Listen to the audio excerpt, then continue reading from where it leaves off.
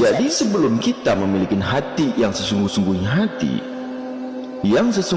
kolbu, maka kita harus dan wajib menghancurkan ketiga dinding yang menghalangi bertemunya rasa, bertemunya zat, bertemunya asma, bertemunya sifat, bertemunya ruh, dan bertemunya jiwa. Nah, ketiga dinding tersebut, yang pertama dinding gaib, yaitu perasaan. Yang kedua dinding bil gaib, yaitu perasaan terdalam. Yang ketiga dinding fil gaib, yaitu perasaan yang paling terdalam. Maka kita jangan sampai tertipu oleh rasa.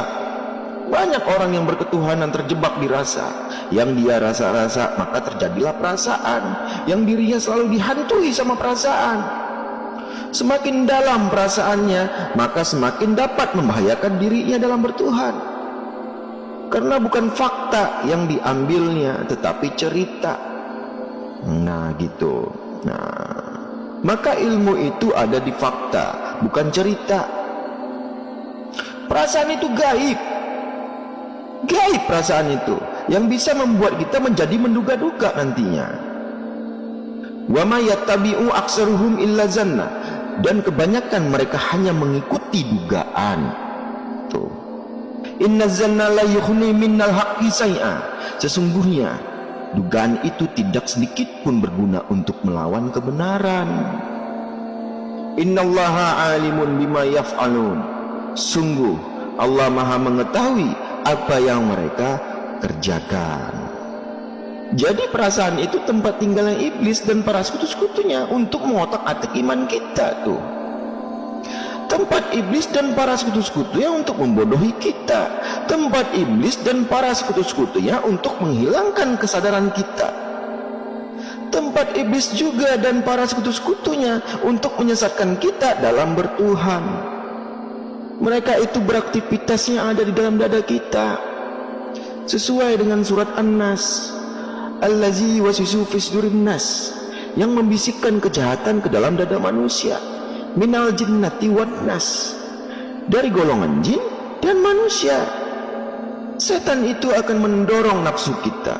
Jin akan membisikkan kejahatan ke dalam dada manusia, yang bisa menimbulkan perasaan-perasaan kita yang menjadi dugaan, yang bisa menjadi imajinasi terus naik ke akal kita, yang nanti yang mereka kuasai itu, yang membuat kita tuh terus tertipu. Tertipu apa? Oleh tipu dayanya mereka.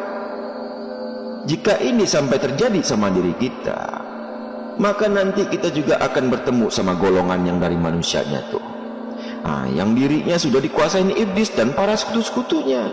Untuk apa? Untuk membisikkan ke telinga kita, yang membisikkan hal yang perasaan kita benar, tetapi pada hakikatnya itu tidaklah benar. Maka terjadilah setan akan bertemu setan.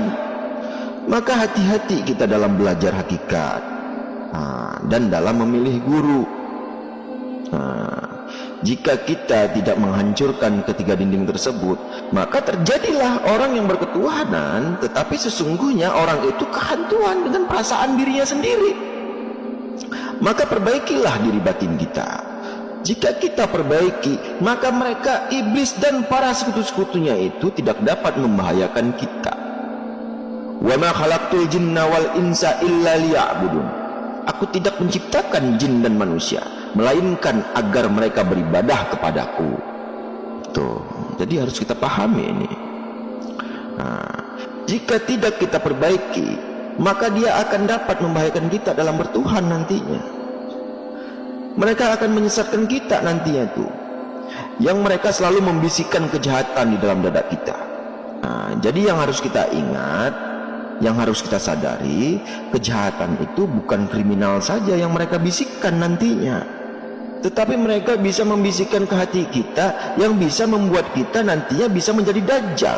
Dajjal itu pendusta agama artinya. Itu tanpa kita sadari itu. Yang tanpa kita sadari bahwa kita selama ini sudah mengkhianati Tuhan kita dan mengkhianati agama kita sendiri.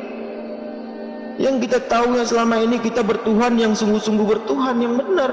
Tidak tahu ya selama ini kita itu menuhankan Dajjal. Karena apa? Mereka itu guru kita. Mereka itu siapa? Iblis dan para sekutu-sekutunya. Mereka yang membisikkan ke dalam dada kita, sampai-sampai itu kita bisa menduga-duga, berimajinasi. Itu kerjaan mereka, dan kita tidak sadar akan hal itu. Yang kita pikir itu, kita itu sudah bertuhan, yang sesungguh-sungguhnya bertuhan. Jadi mereka selalu berusaha apa? Berusaha supaya berhasil membuat tipu dayanya, yang membuat kita tuh selalu tertipu gitu. Maka Allah minta kita untuk sadar. Allah itu minta kita untuk sadar. Sadar, sadar, sadar.